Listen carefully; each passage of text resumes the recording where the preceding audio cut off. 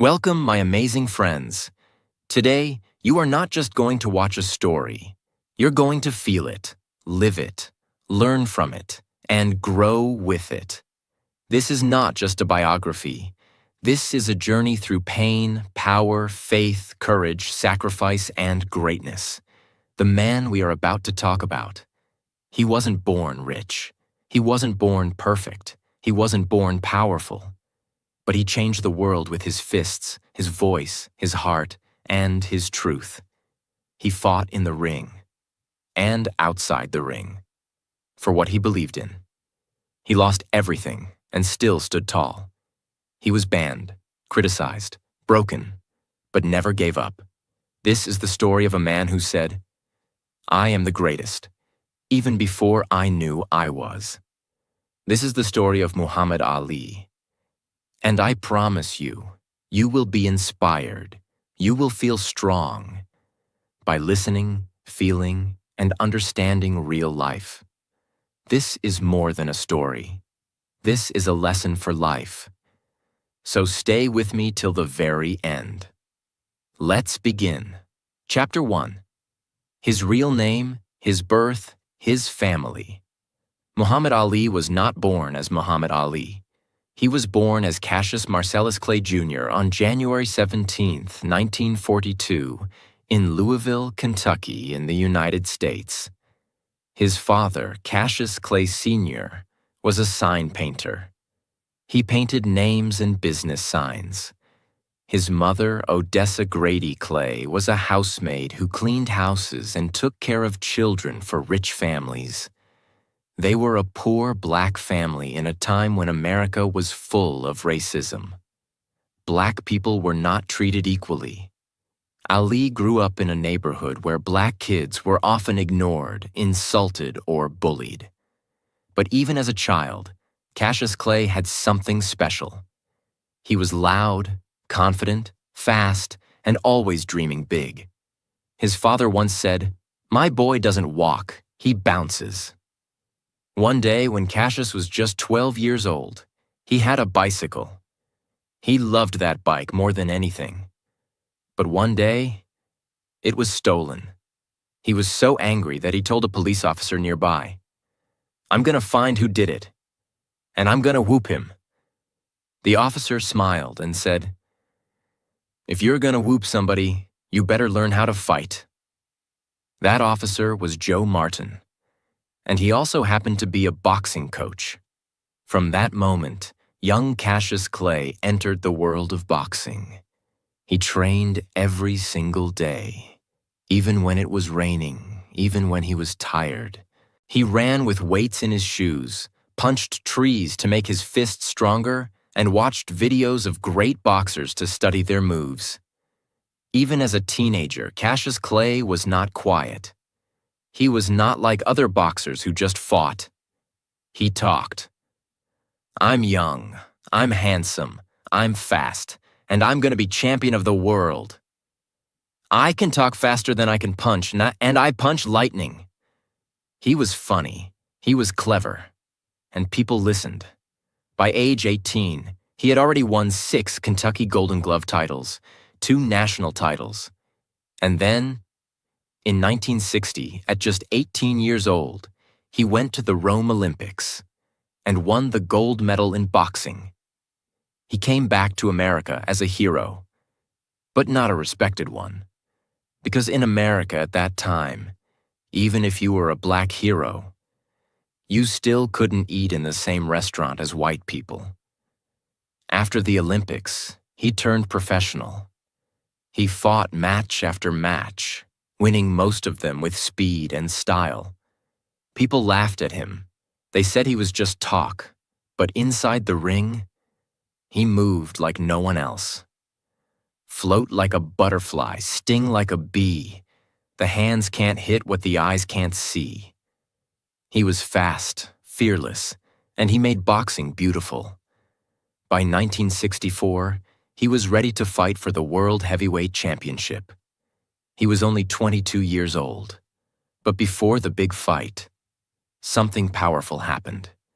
Cassius Clay met a man named Malcolm X, a powerful speaker and activist from the Nation of Islam. Malcolm taught him about black pride, self-respect, and faith in Islam.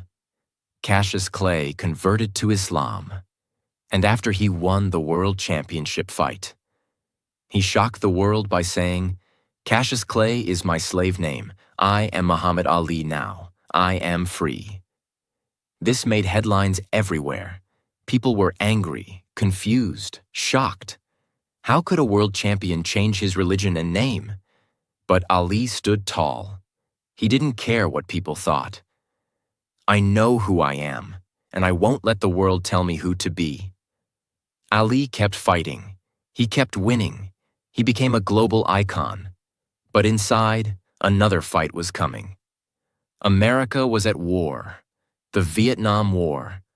The government wanted Muhammad Ali to join the military. But Ali said, "I ain't got no quarrel with them Viet Cong. They never called me a N-word." He refused to go to war because of his faith and his principles.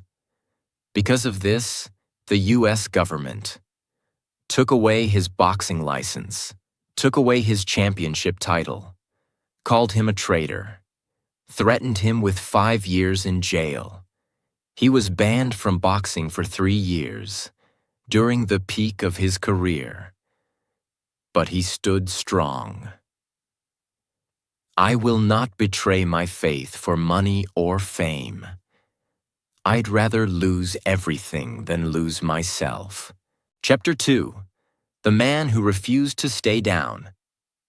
Ali had lost everything. His boxing license was gone. His championship belt was stripped.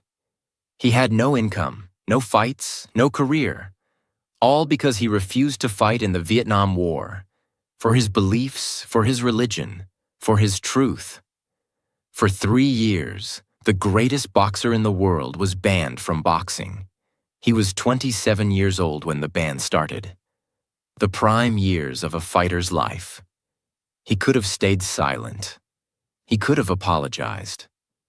But Ali never apologized for doing what he believed was right.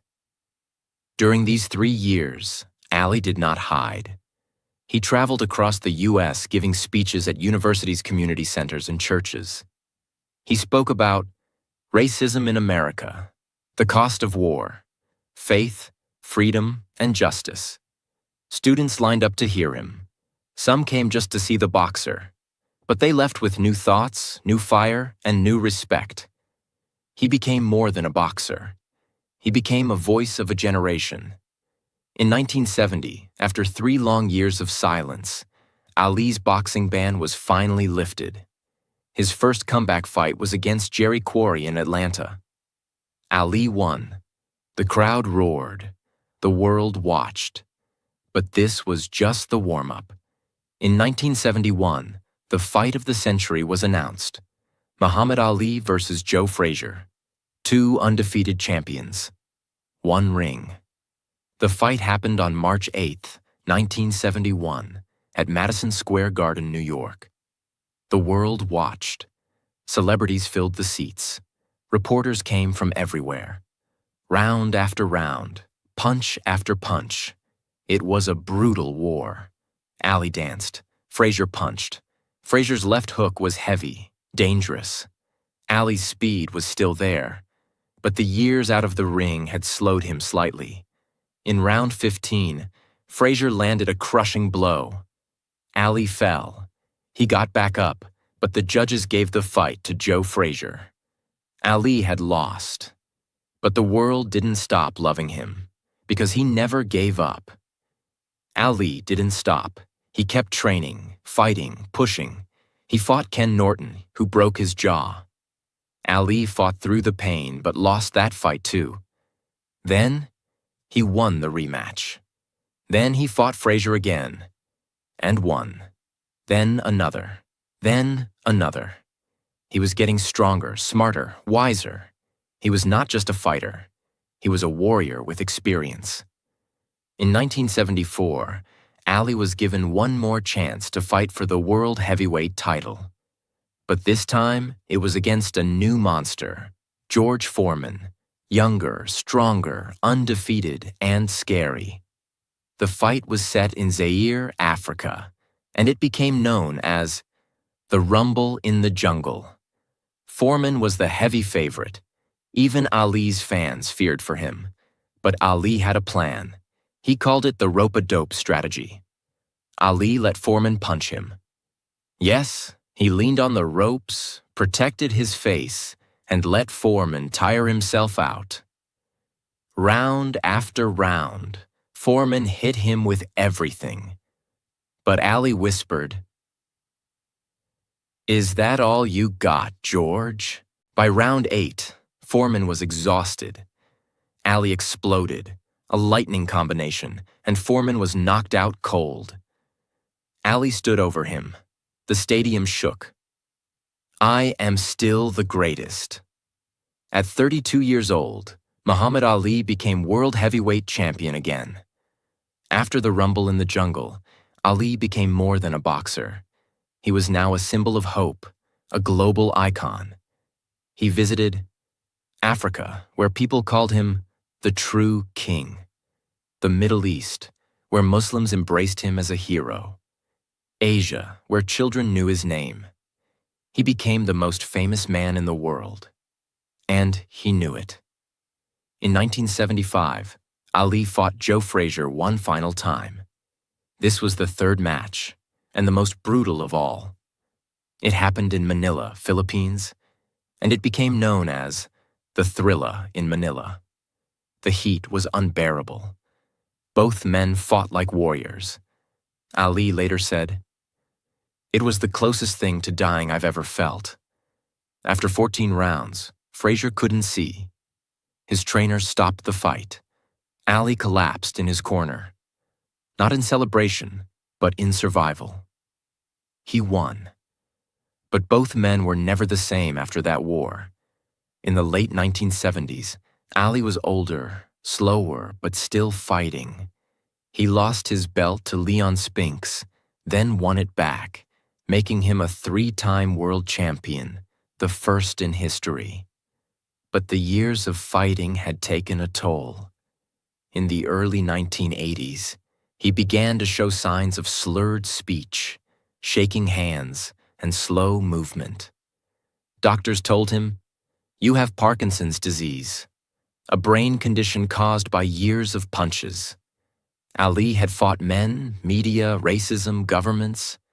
Now he was fighting his own body. His feet didn't move like they used to. He started speaking more slowly. His hands sometimes shook during interviews. At first, people thought he was just tired. But the truth was much darker. In 1980, Muhammad Ali came back again, but this time to fight a new champion. Larry Holmes. Holmes had once been Ali's sparring partner, someone who trained with him. But now, Holmes was younger, faster, stronger. Ali believed he could still win. But the fight was hard to watch. Round after round, Holmes beat him badly. Ali didn't fight back like before. He was slow, weak. He looked old. In round 10, Ali's trainer stopped the fight. He couldn't watch his friend get hurt anymore. Ali didn't win, but he still didn't complain. "I had to find out if I still had it. I didn't. But now I know." In 1981, Ali fought one last time against Trevor Berbick in the Bahamas. He lost again. And with that, he retired from boxing forever. Not long after retiring, doctors finally confirmed what was happening to his body. Muhammad Ali had Parkinson's disease, a brain disorder that causes shaking, stiffness, and slow movement. It was most likely caused by the thousands of punches he had taken in the ring over the years. Ali's hands shook. His speech slowed. His face no longer moved much. His smile faded. For a man known for his voice, his energy, and his speed, this was a cruel twist. But Ali didn't cry. He didn't complain. "God gave me Parkinson's to show me. Even the greatest can be tested. Even though he couldn't fight anymore, Ali began a new mission. Peace, helping children, charity work, speaking about Islam and understanding, meeting world leaders. He traveled to countries like Iraq to help release American hostages, Afghanistan, Morocco, Cuba, and South Africa, spreading peace. India, where children lined up just to see him. He helped raise millions of dollars for research and education. Even when he couldn't speak clearly, his presence spoke loudly. In the year 1996, the Olympic Games were held in Atlanta, Georgia. Billions of people were watching around the world. And then, a surprise. Muhammad Ali appeared, standing silently, holding the Olympic torch. His hands were shaking. His body moved slowly. But he stood tall. He lit the Olympic flame, the symbol of strength, spirit, and courage. The stadium went silent. Then it exploded with applause. People cried. People stood. Even those who didn't know boxing said, "That is what courage looks like." His family. Muhammad Ali was not just a champion. He was a father of 9 children. His most famous child was his daughter, Layla Ali, who also became a boxing champion. Undefeated in her career. He supported all his kids, even when he was sick. He attended their graduations, their weddings, their events. His wife, Lonnie, stayed by his side for more than 30 years, taking care of him every single day. She helped him walk, speak, eat, and pray. He was no longer the loud fighter, but he became the quiet warrior, filled with peace. From 2000 to 2016, Ali's health continued to decline. He moved slower, spoke less, needed help to walk, but he still made public appearances, award ceremonies, schools, hospitals, mosques, and churches. He received Presidential Medal of Freedom, BBC Sports Personality of the Century, United Nations Messenger of Peace, streets, schools, and stadiums named after him. Everywhere he went, people stood, because even silent, he was still the greatest. On June 3, 2016, the world got the news.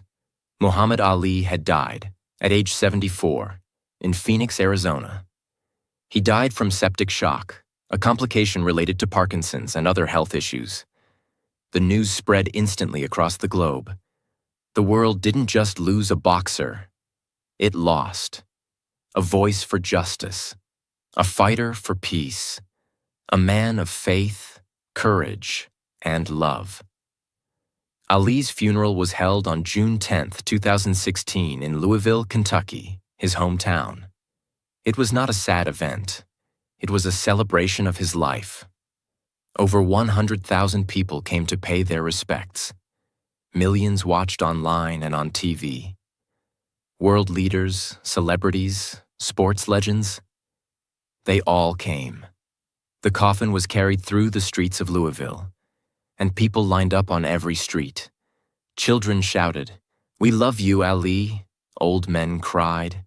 Women waved flowers. Muslims, Christians, Jews, atheists, all stood together. He was buried at Cave Hill Cemetery in a simple grave. His tombstone reads, "Service to others is the rent you pay for your room in heaven." Even in death, Muhammad Ali was teaching the world. Chapter 3. The Lessons He Left Behind. Muhammad Ali was gone. But something strange happened. After his death, the world got even louder. People from every part of the planet shared their memories, their stories, and their lessons from Ali's life. Some had met him in person. Some had only watched him on television. But all of them said the same thing. Ali didn't just fight in the ring. He fought for something bigger. This part of the story is about everything the world learned from him. Not just about boxing, but about life, faith, courage, and what it means to be great. In his later years, when Ali could barely speak, he still traveled, but not for fame. He went to orphanages, children's hospitals, disaster zones, poor neighborhoods, and he never took a camera with him. He never posted it on TV. He didn't want attention. He just sat with the sick, prayed with families, and smiled at children, even though his hands were shaking and his voice was fading. One nurse in a hospital said, "He could barely speak, but when he smiled, the whole room felt healed." This was the side of Muhammad Ali the world didn't always see. The gentle, quiet, humble man who gave his time to strangers. Here are just a few real stories that people shared after Ali's death. In 1983, a man was threatening to jump from a building in Los Angeles. The police couldn't stop him. Ali saw the news on TV and said, "Let me talk to him." He flew to the building, climbed up to the man, sat next to him, and spoke softly. After 30 minutes, the man came down. Ali saved his life. In 1990, when Saddam Hussein had taken 15 American hostages in Iraq, Ali flew there by himself, even though he was very sick. He met Saddam Hussein in person. Ali didn't shout. He didn't threaten. He simply asked for peace and brought the hostages home. Ali would often visit homeless shelters without telling anyone. He would bring food, sit, talk, laugh. One man later said, "He made me feel like I was the world champion." These stories were not shown in newspapers. He didn't brag, because real kindness doesn't need attention. Ali was not just a fighter. He was a philosopher, a poet, and a truth speaker. Some of his most powerful quotes are still used in schools, speeches, and books.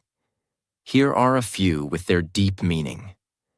"He who is not courageous enough to take risks will accomplish nothing in life." Ali taught us, without risk, there is no reward.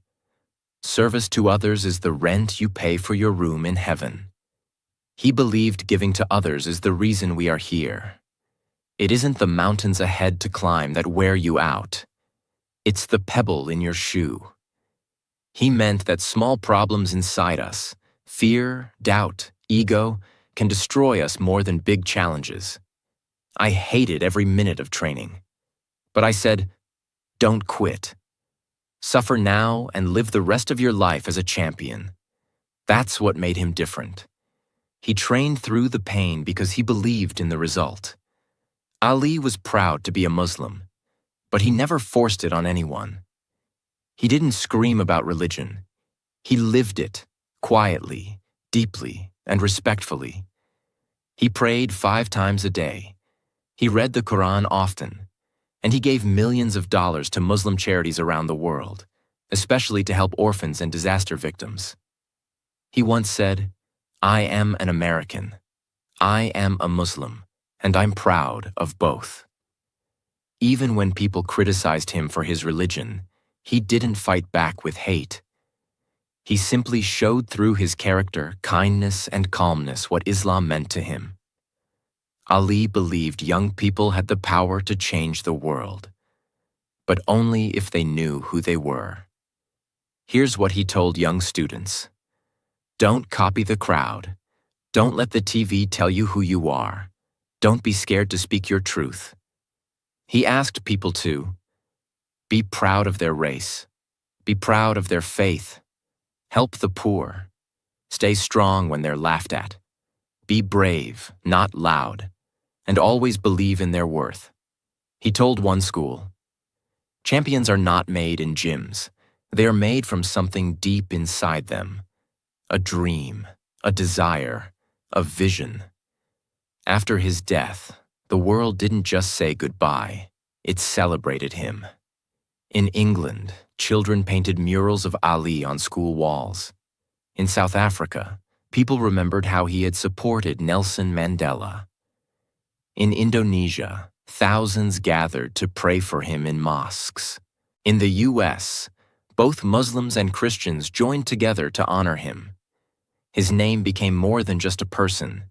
It became a symbol. Ali now means courage, dignity, kindness, strength, and truth. In the ring, Ali won 56 fights. He knocked out 37 opponents. He won Olympic gold, 3 heavyweight titles. But his greatest victory was not with his fists. It was with his belief when no one stood with him, his silence when his voice was stolen, his smile when pain filled his body, his peace when hate tried to touch him. He proved that you don't need to be loud to be strong, that you don't need to win every round to become a champion.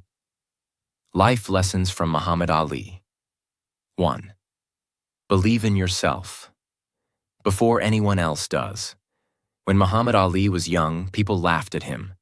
They said he was too skinny, too loud, too cocky. But he didn't care. He once said, "I am the greatest, even before I knew I was." That's confidence. That's self-belief. Lesson: don't wait for the world to believe in you. You believe first. Say it, train it, live it, and then become it. If you don't believe in yourself, why should anyone else? Second, stand for what's right, even if it costs everything. In 1967, the U.S. government asked Ali to fight in the Vietnam War. He refused because of his religion and moral values. The result? He lost his heavyweight title. He was banned from boxing for 3 years. He faced jail. The media called him a traitor. He had no income, no fights, no support. But Ali said, "I'd rather lose everything than go against my faith." Lesson: if you truly believe something is wrong, don't do it. Even if it hurts. Even if the world turns against you. Because your values are more valuable than your success. 3. Train hard, even when you hate it. Ali once said, "I hated every minute of training, but I said, don't quit. Suffer now and live the rest of your life as a champion." When others were sleeping, he was running. When others were resting, he was punching. He trained like a madman because he saw the goal clearly. Lesson: success doesn't come from talent. It comes from doing the hard things, even when you don't feel like it. If you quit when it's hard, you'll stay where you are. But if you suffer a little now, your future will be unstoppable. Be bigger than your job. Muhammad Ali was not just a boxer. He became a global speaker, a political voice, a religious symbol, a freedom fighter, a peace ambassador. He didn't limit himself to just sports. Lesson: don't let your job define your life. Be more than your title. Use your success to stand for something bigger. Your life is not just about what you do. It's about who you help. 5. Even if you fall, get back up stronger. Ali lost fights. He was knocked down. He was beaten, injured, mocked. But every time, he got up. He lost to Joe Frazier in 1971. People said he was finished. But he came back and beat him in 1974. Then, in Zaire, he shocked the world by beating George Foreman. Lesson: falling down isn't failure. Staying down is. Your power is not in how hard you punch. It's in how many times you rise. 6. Speak boldly, but live humbly. Ali was known for his words. "I'm young, I'm handsome, I'm fast, I'm pretty. I can't possibly be beat." But in real life, he was kind, gentle, helpful. He visited hospitals, gave to the poor, stood for peace, even when no one was watching. Lesson: it's okay to speak with fire, but make sure your actions are full of grace. Talk big, if you must, but live even bigger in heart. 7. Use your voice for the voiceless. Ali didn't stay quiet about racism or injustice. He said things others were afraid to say. Why should they ask me to put on a uniform and go 10,000 miles from home to drop bombs on brown people when so-called Negro people in Louisville are treated like dogs? He didn't care about being liked. He cared about being right. Lesson: if you have a voice, use it, not to show off, but to stand up for someone who can't speak. That's how you make real change. 8. True power comes from purpose. Ali didn't just fight to win belts. He fought to prove that black people could rise, to show the world that Muslims could be peaceful and proud, to inspire the poor and the broken. His fights had purpose, not just money. Lesson: find your reason. Find your purpose. Why do you wake up? Why do you fight? Because if your purpose is strong, your power will last forever. 9. Greatness is created, not inherited. Ali wasn't born rich. He didn't come from a powerful family. He didn't have connections. He built himself with pain, sweat, tears, and belief. Lesson: you don't need to be born into success. You just need a strong mind, a clear goal, and a heart that refuses to stop. Greatness is not for the lucky. It's for the relentless. 10. Even in silence, you can inspire millions. After years of boxing, Ali developed Parkinson's disease. He couldn't move fast. He couldn't talk clearly. He couldn't fight anymore. But still, the world loved him more than ever. When he lit the Olympic torch in 1996 with his shaking hands, the entire planet cried. Lesson: you don't need perfect health, perfect English, or perfect anything to make an impact. If you live with love, truth, and courage, your life will shine forever. Final lesson: be the greatest in your own life. Muhammad Ali was called the greatest, but he didn't ask you to be him. He wanted you to be your own greatest. Be the greatest mother. Be the greatest student. Be the greatest version of yourself.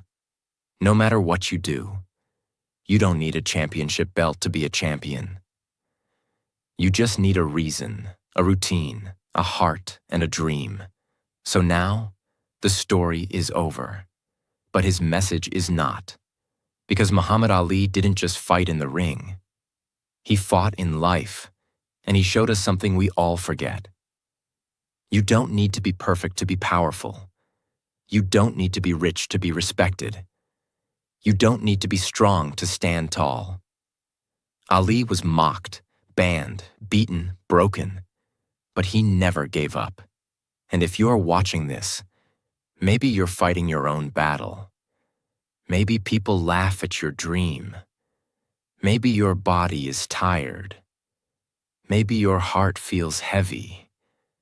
Maybe the world told you, you'll never make it.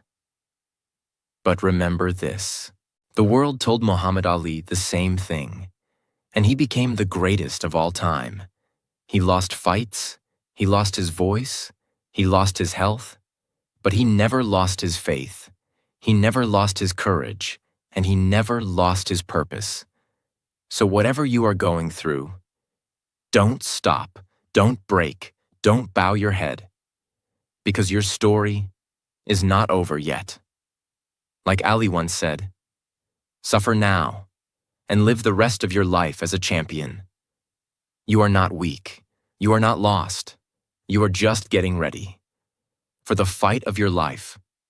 So stand up, be brave, and be your own version of greatness, because if Muhammad Ali could do it, so can you. If this story touched your heart, if it inspired you to fight harder, believe deeper, and live braver, then don't forget to subscribe. Because here, we don't just tell stories. We share life lessons, and we grow together. Tap that subscribe button and join this journey of learning, strength, and unstoppable spirit. Because remember, Service to others is the rent you pay for your room in heaven. Let's keep serving, one story at a time.